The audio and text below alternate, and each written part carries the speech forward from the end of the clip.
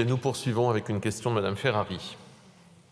Monsieur le Président, Madame la Ministre, vous le savez, le gouvernement a fait de l'amélioration de l'accès aux soins une de ses priorités et nous avons récemment voté plusieurs avancées législatives visant par exemple à améliorer l'accès aux soins par l'engagement territorial des professionnels de santé ou visant à améliorer l'encadrement des centres de santé.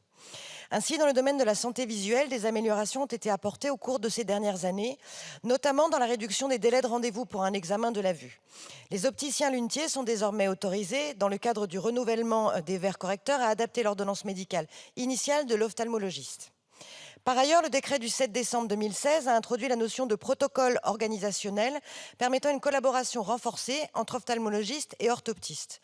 En 2022, 78% des ophtalmologistes déclaraient ainsi exercer un travail aidé avec un ou plusieurs assistants.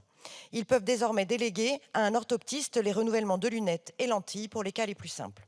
Toutefois, une autre profession exerce en cabinet d'ophtalmologie sans reconnaissance de ses compétences professionnelles. Il s'agit bien évidemment des optométristes qui ont pourtant un diplôme de niveau Master 2. Qui plus est, la profession d'optométriste est reconnue dans de nombreux pays européens, en Grande-Bretagne, en Allemagne, aux Pays-Bas ou en Suisse, et est considérée comme une profession clé de la filière visuelle, en ce qu'elle propose aux patients un accès direct à un professionnel compétent. Nous sommes donc l'un des derniers pays européens à ne pas reconnaître cette profession d'optométriste pour la filière visuelle, alors que nous diplômons chaque année ces professionnels dans nos universités. Les pharmaciens, les sages-femmes ou les orthoptistes disposent depuis peu de compétences élargies, alors que les optométristes ne sont aujourd'hui malheureusement pas reconnus et ne peuvent pas mettre leurs compétences au service des Français. Cette situation n'est pas satisfaisante à l'heure où un bon nombre de nos concitoyens, selon leur secteur géographique, ne parvient pas à obtenir de rendez-vous dans un délai raisonnable chez un ophtalmologiste.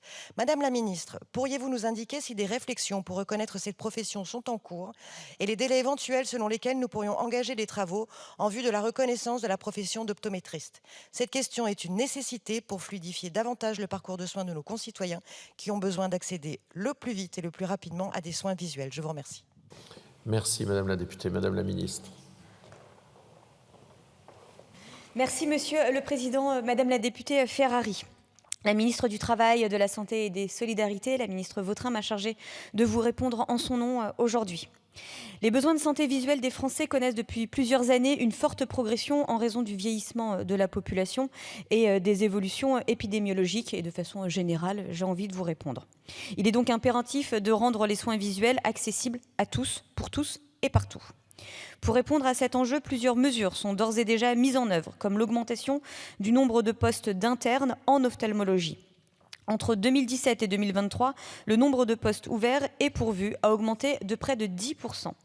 Par ailleurs, en complément des ophtalmologistes, 2 professions de santé interviennent d'ores et déjà dans le champ de prise en charge visuelle de la population, les orthoptistes et les opticiens lunetiers, dont le périmètre de compétences est en constante évolution depuis 2016, comme vous l'avez très justement relevé. S'agissant de la profession d'optométriste, si certains États européens ont fait le choix d'une reconnaissance de cette profession, plusieurs éléments y font obstacle encore en France. Ajouter une nouvelle profession au paysage de la filière telle qu'elle est structurée en France pourrait perdre le patient dans un parcours de soins visuels et complexifierait l'organisation des acteurs sans pour autant améliorer significativement la prise en charge des patients.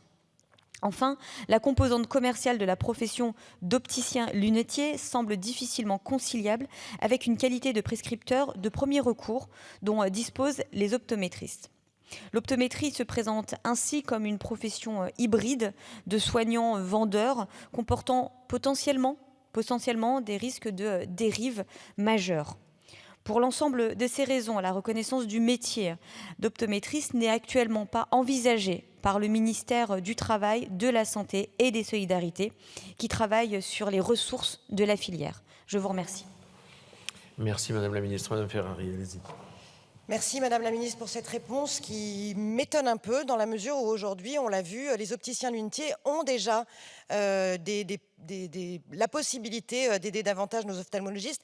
Or, ils sont de plus en plus nombreux à être également optométristes. Donc, je vois un peu une incohérence dans cette réponse, mais nous allons y travailler. Je vous remercie. Merci Madame la députée. Nous poursuivons avec une question de Madame Chandler.